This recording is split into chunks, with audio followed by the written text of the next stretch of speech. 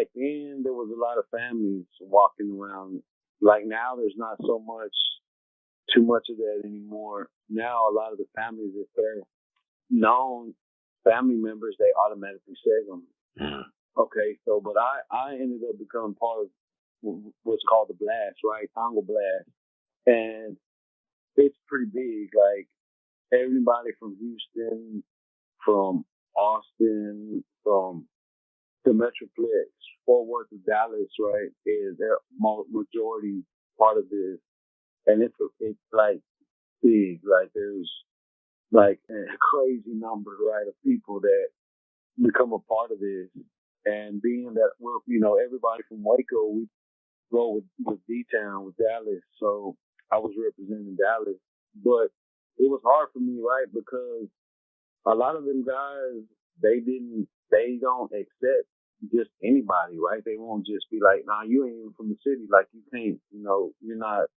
But so it's like one of those things where you had to, like, prove yourself. Like, you had to do the most. You know what I mean? Blood in kind of stuff? No. Just like, go out of your way to like show them that you're really down for this, for the cause. You know what I mean? And I mean, that's taking care of business, right? Taking care of somebody else, or what would that include? How would you prove that to them?